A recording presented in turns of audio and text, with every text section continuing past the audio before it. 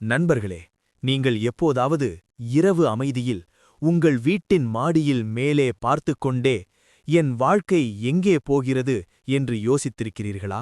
நீங்கள் கனவுகளை நிறைவேற்ற பகலும் இரவும் உழைத்தாலும் அந்த கனவுகள் மணல் போல கைகளிலிருந்து சறுக்கிப் போய்விட்டதா? உங்கள் சொந்த மனிதர்கள், உங்கள் நண்பர்கள், உறவினர்கள், நீங்கள் ஒருபோதும் தீங்கு செய்யாதவர்கள் கூட உங்களுக்கு எதிராக மாறிவிட்டார்களா? அவர்கள் கண்களில் பொறாமை, அவர்களின் வார்த்தைகளில் குத்தும் நகைச்சுவை. ஏன் தெரியுமா? ஏனென்றால் நீங்கள் பெரியதாக சாதிக்க நினைத்தீர்கள். நீங்கள் கைவிடவில்லை. ஆனால் கேள்வி இதுதான், உங்கள் கனவுகளை உண்மையாக்கும் பாதை என்ன?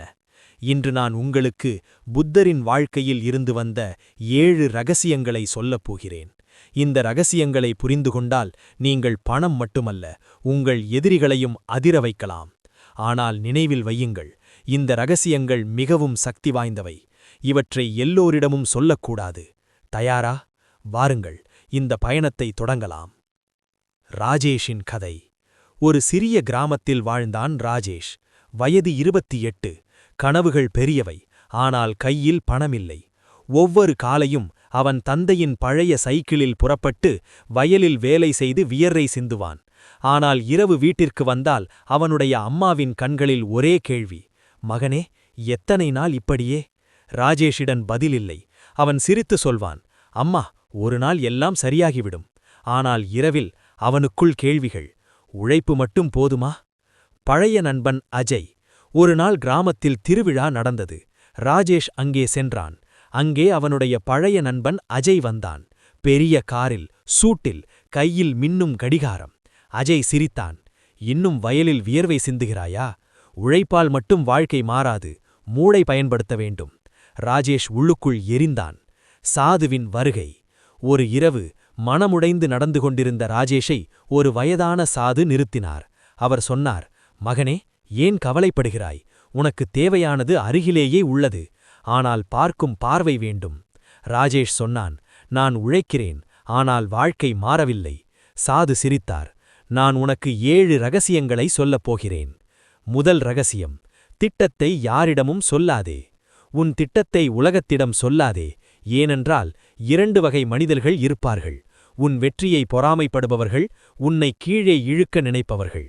புத்தர் சொன்னார், உன் எண்ணங்களை மறைத்து உன் செயல்களை வேகப்படுத்து. இரண்டாவது ரகசியம், உழைப்பை மூளையுடன் இணை. வியர்வை மட்டும் போதாது, சரியான வேலை சரியான நேரத்தில் செய்ய வேண்டும். ராஜேஷ் புரிந்து கொண்டான். வாய்ப்புகளை தேட ஆரம்பித்தான். மூன்றாவது ரகசியம், நேரத்தை ஆயுதமாக்கு. புத்தர் சொன்னார், நேரம் மிகப்பெரிய ஆசான், அது கொன்று கற்றுக் கொடுக்கும். ராஜேஷ் சரியான பருவத்தில் பயிரிட்டான். அவனுக்கு பெரிய வெற்றி கிடைத்தது. நான்காவது ரகசியம், சரியான மனிதர்களை தேர்வு செய். உன் சுற்றத்தில் இருப்பவர்கள்தான் உன் வாழ்க்கையை உருவாக்குவார்கள். நல்ல நண்பர்கள் உன் சக்தி, பொறாமை உள்ளவர்கள் உன் வீழ்ச்சி. ஐந்தாவது ரகசியம், பொறுமையின் சக்தி. சோதனையில் உடைந்தவர்கள் வெல்ல முடியாது. பொறுமையாக இருந்தால் பாதை தானாக திறக்கும். ஆறாவது ரகசியம், எதிரியை புரிந்துகொள். எதிரியின் பொறாமைதான் அவன் பலவீனம். அவனை புரிந்தால் நீ ஒரு படி முன்னே இருப்பாய். ஏழாவது ரகசியம், இலக்கை விடாதே.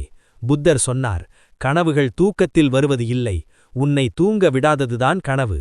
ராஜேஷ் மீண்டும் எழுந்தான், மீண்டும் தொடங்கினான், இறுதியில் வென்றான். முடிவு, இந்த 7 ரகசியங்கள்.